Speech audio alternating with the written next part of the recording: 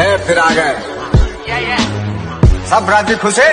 Hello everyone, welcome back to my channel. আজি এইটো ভিডিওত আপোনালোকৰ কাৰণে লৈ আহিছো যে আপোনালোকে কমান্ডোত ফিজিক্যাল টেষ্টটো কেনেদৰে ক্লিয়াৰ কৰিব। কমান্ডো আপোনালোকৰ ফিজিক্যাল টেষ্টত কি হ'ব 44.8 কিলোমিটাৰ আপোনালোকৰ ৰানিং হ'ব। এটো কিমান টাইমত আপোনালোকে ক্লিয়াৰ কৰিব লাগিব 20 মিনিটত আপোনালোকে এটো ক্লিয়াৰ কৰিব লাগিব। লগতে আপোনালোকৰ কি হ'ব আৰু কি হ'ব লং জাম্প হ'ব। লং জাম্প আপোনালোকে মাৰিব লাগিব কিমান টাইমত আপোনালোকৰ এটো হ'ব 17.5 এটো এক্সেলেন্ট হ'ব। বুজি পালে 17.5 ফিট এটো আপোনালোকৰ কি হ'ব এক্সেলেন্ট হ'ব। আপোনালোকে পুল আপ মাৰিব লাগিব আপোনালোকে কিমানটা 14টাত আপোনালোকৰ কি হ'ব এক্সেলেন্ট হ'ব। তাৰ পিছতে আপোনালোকৰ কি হ'ব 100 মিটাৰ ৰেস। 100 মিটাৰ ৰেস আপোনালোকৰ কি হ'ব 10 মিনিটত আপোনালোকৰ কি হ'ব 10 সেকেন্ডত আপোনালোকৰ কি হ'ব এক্সেলেন্ট হ'ব। এতিয়া আপোনালোকৰ 4.8 কিলোমিটাৰ ৰানিং 20 মিনিটত ইয়া এক্সেলেন্ট টু 16 মিনিট হ'ব। তাৰ পিছতে আপোনালোকৰ 17.5 ফিট টু আপোনালোকৰ এক্সেলেন্ট হ'ব। লগতে পুল আপ টু আপোনালোকৰ 14টা যদি আপোনালোকে কমপ্লিট মাৰে তেতিয়া আপোনালোকৰ এটো এক্সেলেন্ট হ'ব। 100 মিটাৰটো আপোনালোকে 10 সেকেন্ডত মাৰিলে এক্সেলেন্ট হ'ব। এতিয়া প্ৰথম বস্তুটো হ'ল ইয়াত আমাৰ কোনকিটা এক্সেলেন্ট মৰা পসিবিলিটি বেছি আছে এটা দুটা। এই দুটাত আপোনালোকে এক্সেলেন্ট মাৰিব পাৰিব। কিন্তু ইয়াত কোনো এনেকুৱা লৰাছল নাই যি 100 মিটাৰ 10 সেকেন্ডত মাৰিব পাৰিব বা 4.8 কিলোমিটাৰ 16 মিনিটত মাৰিব পাৰিব। বহুত কম, খুব বেছি অসমত এটা বা দুটা লৰা ওলাব যি 4.8 কিলোমিটাৰ মাৰিব 16 মিনিটত বা 100 মিটাৰ 10 সেকেন্ডত মাৰিব পাৰিব। কিয়নো 100 মিটাৰ যদি 10 সেকেন্ড মাৰিব পাৰে ই অসম পুলিচৰ কমান্ডোত নদৰে ই দৌৰিব, ই কোড দৌৰিব অলিম্পিকত দৌৰিবলৈ পাব। বুজি পাইছে? সেই কাৰণে এটো ইম্পসিবল হয়, ইম্পসিবল নহয় মাৰি দিব পাৰে কোনোবাই, কিন্তু এটো নহয় যে 100 মিটাৰ 10 সেকেন্ডত সবে মাৰিব পাৰিব। হেতু কাৰণে আপোনালোকে ভুল না যাব কোনোবাই যদি কয় আপোনালোকে 100 মিটাৰ এক্সেলেন্ট মাৰিব পাৰিব। হয় 11 সেকেন্ড 12 সেকেন্ড 13 সেকেন্ড এনেকুৱা লাগিব পাৰে, কিন্তু 10 সেকেন্ডত কমপ্লিট কৰাটো ইমান ইজি নহয়। কিয়নো উসাইন বল্টৰ ৰেকৰ্ড কিমান 9.58। বুজি পাইছে? এটো অলমোস্ট 10 সেকেন্ডে হয়। সো উসাইন বল্টক যদি আপুনি টক্কৰ দিব পাৰে তেনেহলে আপুনি অসম পুলিচৰ কমান্ডোত দৌৰিব নালাগে, যে আপুনি অলিম্পিকতে দৌৰিব পাৰিব। এতিয়া প্ৰথম বস্তুটো হৈছে লং জাম্পত কেনেকে এক্সেলেন্ট মাৰিব তাৰ ভিডিও দি থৈছো। 17.5 ফিট এটো ইজি হ'ব আপোনালোকৰ কাৰণে। 18 ফুট লৰাই মাৰিয়ে থাকে, হেতু কাৰণে এটো আপোনালোকৰ ইজি হ'ব। পুল আপ 14টা আপোনালোকৰ কাৰণে ইজি হ'ব যি সকলে পুল আপ মাৰি থাকে। যি সকলে নাই মা তেওঁলোকৰ কাৰণে টান হ'বই। বুজি পালে? আৰু কমান্ডো পোষ্টত ফিজিক্যালি বহুত ষ্ট্ৰং হ'ব লাগিব, তেতিয়া আপোনালোকে কমান্ডোত ভৰ্তি হ'ব পাৰিব। আৰু লগতে আপোনালোকে চাকৰিটো যে অকল পইচা ঘটিম তেনেকে ভাবিয়ে চাকৰি কৰিলে নহব। কমান্ডোটোত আপোনালোকে মেন্টালি বহুত ষ্ট্ৰং লাগিব, হেতু বস্তু প্ৰতি আপোনাৰ পেশন লাগিব। কাৰণ আপোনালোকে যদিও এইবিলাক পাস কৰি পিনি চাকৰিটো পায় তাৰ পাছতে আপোনালোকৰ ট্ৰেইনিং যিটো 1 বছৰ হ'ব এটো বহুত হাই লেভেলৰ ট্ৰেইনিং হ'ব। বুজি পাইছে? সেই কাৰণে আপোনালোকে এটো মেন্টালি প্ৰিপেয়াৰ হ'ব লাগিব। অকল যে চাকৰি নাই পোৱা বুলি এই কমান্ডো চাকৰিটো এপ্লাই কৰিম তেনেকুৱা নহয়। আপোনালোকে কমান্ডো হ'বলৈ সপোন দেখিব লাগিব। আপোনালোকে আগৰ পৰাই ভাবি থাকিব লাগিব যে মই কমান্ডো হ'ম, মই দেশৰ কাৰণে কিবা এটা কৰিম, ৰাজ্যখনৰ কাৰণে কিবা এটা কৰিম। তেনেকে কৰিলেহে আপোনালোকে এই চাকৰিটো কৰিব পাৰিব। ইমান ইজি নহয়। সো মই আপোনালোকক কি কলো হেতু বুজি পালে। এতিয়া মই আপোনালোকক কম যে 4800 মিটাৰ আপোনালোকে 20 মিনিটত কেনেকে দৌৰিব। তাৰ কাৰণে আপোনালোকে কি ওয়াৰ্কআউট কৰিব লাগিব, কেনেদৰে কৰিব লাগিব, এই সকলোখিনি কথা জানিব লাগিব।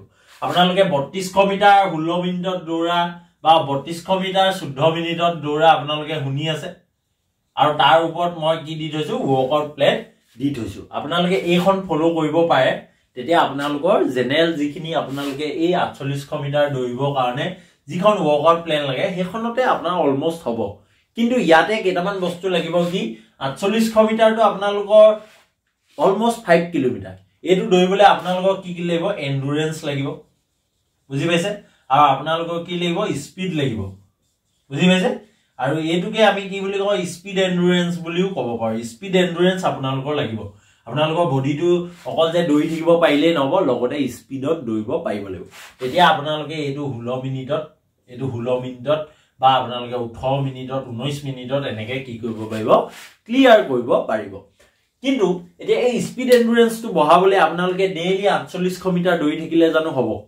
ডেইলি 48 মিটাৰ বা 5 কিলোমিটাৰ আপোনালোকে দৌৰি থাকিলে নহব তাৰ কাৰণে আপোনালোকে কি কৰিব লাগিব এখন ভালদৰে প্ৰপাৰ ওয়াৰ্কআউট প্ল্যান ফলো কৰিব লাগিব তাৰ কাৰণে ওয়াৰ্কআউট প্ল্যান মই নেক্সট ভিডিঅত আপোনালোকলৈ আনিম কিন্তু আজি ইয়াতে কেইটামান বেসিক কথা কৈ দিওঁ যে আপোনালোকে এই ওয়াৰ্কআউট খিনি কৰোতে কি কথা ফলো কৰা উচিত বা 48 মিটাৰ যেতিয়া দৌৰিব আপোনালোকে কোনবিলাক কথা 48 মিটাৰ দৌৰিবলৈ আপোনালোকে কোনবিলাক কথা প্ৰথমতে জানি ল'ব লাগিব যিকোনো ওয়াৰ্কআউট কৰোতে আপোনালোকক মই আগৰে কোৱাৰ দৰে ওয়াৰ্ম আপ কৰিব পাৰিবই লাগিব ওয়াৰ্ম আপৰ লগত আপোনালোকে এবিসি এক্সাৰসাইজ খিনি ডেভেলপ কৰিব লাগিব বা এবিসি এক্সাৰসাইজ খিনি আপোনালোকে কৰিব লাগিব কিয়নো আপোনালোকৰ মেইন বেসিক এক্সাৰসাইজ খিনি হৈছে ৰানিংৰ কাৰণে বা জাম্পিংৰ কাৰণে বেসিক এক্সাৰসাইজ খিনি কি এক্সাৰসাইজ বুলি কয় এবিসি এক্সাৰসাইজ এই এবিসি এক্সাৰসাইজ খিনি যদি আপোনালোকে ভালকে কৰিব পাৰে তেতিয়া আপোনালোকৰ কি হ'ব যিটো ৰানিংৰ আপোনালোকৰ মুভমেন্ট হ'ব হেইটো একদম ফ্লুয়েন্সিটো আহিব আৰু যি সকলে আগতে যদি একো খেলা ধুলা কৰা নাই বা আগতে আপোনালোকে ফিজিক্যাল এক্টিভিটিত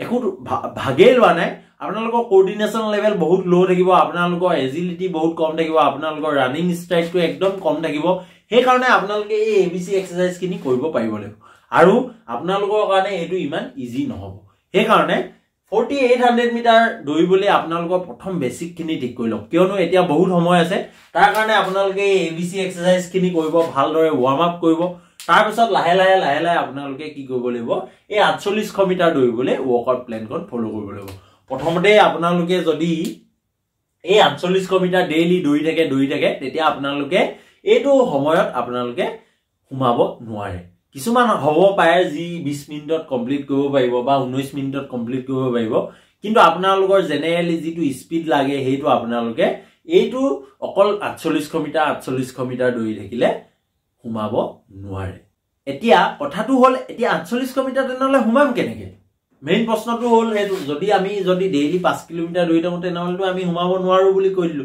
কিন্তু এটা ঘুমাম কেনে তাৰ কাৰণে আপোনালোকক লাগিব এখন কি প্ৰপাৰ ওয়াৰ্কআউট প্ল্যান আপোনালোকৰ কাৰণে নেক্সট ভিডিঅত আহি আছে কিন্তু ওয়াৰ্কআউট প্ল্যানখনো আপোনালোকে কেনেকে ফলো কৰিব লাগিব তাৰ কেইটামান কথা আছে প্ৰথম আপোনালোকে বেসিক বস্তুখিনি ফোকাস কৰিব লাগিব বেসিকত কিয় ধ্যান দিও আমি আপোনালোকে যদি এবিসিডি নাজানে তেনেহলে আপোনালোকে কেতিয়াও লেটাৰটো লিখিব নোৱাৰে বা আপোনালোকে সেন্টেন্সটো লিখিব নোৱাৰে সেইকাৰণে বেসিক বস্তুখিনি জনাটো বহুত দৰকাৰ এইটো অকল যে আমি ৰানিংৰ লগতে হওক বা ফিজিক্যাল এক্সাৰসাইজৰ ওপৰতে নহয় আপোনালোকৰ ৰিটেন হওক বা আপোনালোকে পঢ়া শুনা কৰোতেও আপোনালোকে প্ৰথমতে কি শিকে এবিসিডি এবিলাকে শিকে হেতু কাৰণে এই বেসিকৰ ওপৰত ফোকাস কৰিব লাগিব বেসিক আপোনালোকৰ মুভমেন্ট কেনেকুৱা হ'ব লাগিব টোটো কেনেকে পৰিব আপোনালোকৰ বডি পজিশন কেনেকুৱা হ'ব লাগিব কিছুমানে আছে এনেকে তললে মুখ কৰি এনেকে দৌৰিব লাগে নে নালাগে পুৰা সিধা দৌৰিব লাগিব হ্যান্ড সুইং কেনেকুৱা হ'ব লাগে এইবিলাক কথা আপোনালোকে জানিব লাগিব সেই কাৰণে আপোনালোকে বেসিক বস্তুখিনি ঠিক কৰিব লাগিব লগতে আপোনালোকে কি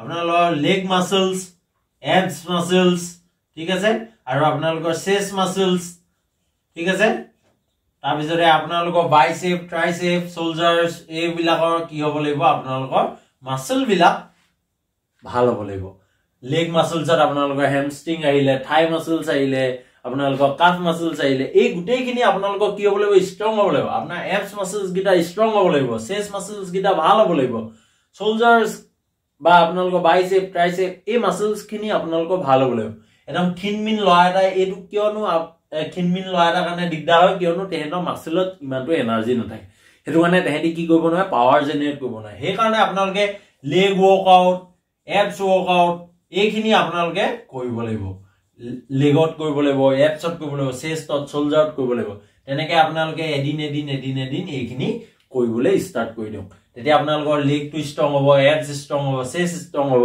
তেতিয়া আপোনালোকে এই 4800 মিটাৰটো দৌৰিব পাৰিব 100 মিটাৰটো দৌৰিব পাৰিব পুল আপ ভালদৰে মাৰিব পাৰিব লগতে আপোনালোকে কি লং জাম্পটো ভালদৰে মাৰিব পাৰিব নহলে এটাত যদি ফেল কৰে আপোনালোকে বাকি কিটা ধে এক্সেলেন্ট মাৰি থাকিলেও লাভ নাই সেই কাৰণে আপোনালোকে প্ৰথম ওয়াৰ্কআউট প্ল্যান ফলো কৰা আগতে আপোনালোকৰ বেসিক এবিসি এক্সাৰসাইজ এইখিনি কৰিব ভালদৰে কেনেকে ওয়াৰ্ম আপ কৰিব লাগে সেইখিনি জানি লব লগতে আপোনালোকে কুল ডাউন কেনেকে কৰিব লাগে এইখিনি জানি লব তাৰ পাছতে আপোনালোকে কি কৰিব এই লেগ ওয়াৰ্কআউট এবস ওয়াৰ্কআউট চেষ্ট ওয়াৰ্কআউট শোল্ডাৰ ওয়াৰ্কআউট এইখিনি ভালদৰে কৰি লব এমাহ দুমাহ ভালদৰে টাইম দিয়ক এমাহ মান ভালদৰে টাইম দিয়ক এইখিনি ওপৰত তাৰ পাছতে আপোনালোকে আহি যাব যিখন 4800 মিটাৰ ৰানিং এইখনৰ ওপৰত আপোনালোকে ফোকাস কৰিব লাহে লাহে মই আপোনালোকক নেক্সট ভিডিওটো দি থাকিম যে ওয়াৰ্কআউট প্ল্যান 4800 মিটাৰ কাৰণে কেনেকৈ ফলো কৰিব লাগে প্ৰথম এইখিনি কথা জানি লওক লেগ ওয়াৰ্কআউট এপস ওয়াৰ্কআউট চেস্ট ওয়াৰ্কআউট এইবিলাকৰ ভিডিও মোৰ চেনেলতে পাব এবিসি এক্সাৰসাইজ কেনেকৈ কয় মোৰ চেনেলত পাব ওয়াৰ্ম আপ কেনেকৈ কয় মোৰ চেনেলত পাব কুল ডাউন কেনেকৈ কয় মোৰ চেনেলত পাব স্ট্ৰেচিং এক্সাৰসাইজ খিনি কেনেদৰে কৰিবলৈ সকলোখিনি ডিটেইলছত দি থোৱা আছে আপোনালোকে মোৰ চেনেলটো সাবস্ক্ৰাইব কৰা নাই যদি সাবস্ক্ৰাইব কৰি ল'ব আৰু বেল আইকনটো দবাবলৈ নাপাহৰিব তেতিয়া আপোনালোকে এনেকুৱা ধৰণৰ লাগতিয়াল ভিডিও আপোনালোকে টাইম মতে পাই থাকিব লগতে আগতে যিখিনি ভিডিও দি আছো সেইখিনি আপোনালোকে চাব তেতিয়া আপোনালোকে গুটেই বেসিক আইডিয়া খিনি পাই যাব যে রানিং আপোনালোকে কেনেকৈ কৰিবলে আপোনালোকে স্পিড বঢ়াবলৈ কি কৰিব লাগিব এন্ডুৰেন্স বঢ়াবলৈ কি কৰিব লাগিব ষ্ট্ৰেংথ বঢ়াবলৈ কি কৰিব লাগিব এই সকলোখিনি ভিডিও আপোনালোকে মোৰ চেনেলত পাব সো যদি আপোনালোকৰ সাইন্টিফিক্যালি আপোনালোকে ট্ৰেইনিং কৰিব বিচাৰে যে অকল ডেইলি 4800 মিটাৰ দৌৰি থাকিলে নহয় সাইন্টিফিক ওয়েট এটা প্ৰপাৰ ওয়েট আপোনালোকে যদি ট্ৰেইনিং কৰিব বিচাৰে তাৰ কাৰণে মোৰ ভিডিওখিনি আপোনালোকে ফলো কৰিলে বহুত উপকৃত হ'ব তেনেদৰে বহুত লৰাছলিয়ে সাকসেসও পাইছে সো আজি ভিডিওটো ইমানেই আছিল নেক্সট ভিডিওত আপোনালোকলৈ লৈ আহিম ওয়ার্কআউট প্ল্যান তাৰ লগতে সকলোকে মই আজি নতুন বৰ্ষৰ শুভকামনা জনাইছো এই 2022 বৰ্ষতে আপোনালোকৰ যাতে সকলো ধৰণৰ সমস্যা দূৰ হৈ যায় সমস্যা সকলোৰে লাইফত আহিব কিন্তু এবছৰ এনেকে আপোনালোকৰ সমস্যাবোৰ যাতে সমাপ্ত হয় আপোনালোকৰ লাইফটো বহুত ভাল হওক আপোনালোকে সকলো দিশতে আগুৱাই যাওক তাৰে কামনাৰে happy new year and stay happy, stay healthy.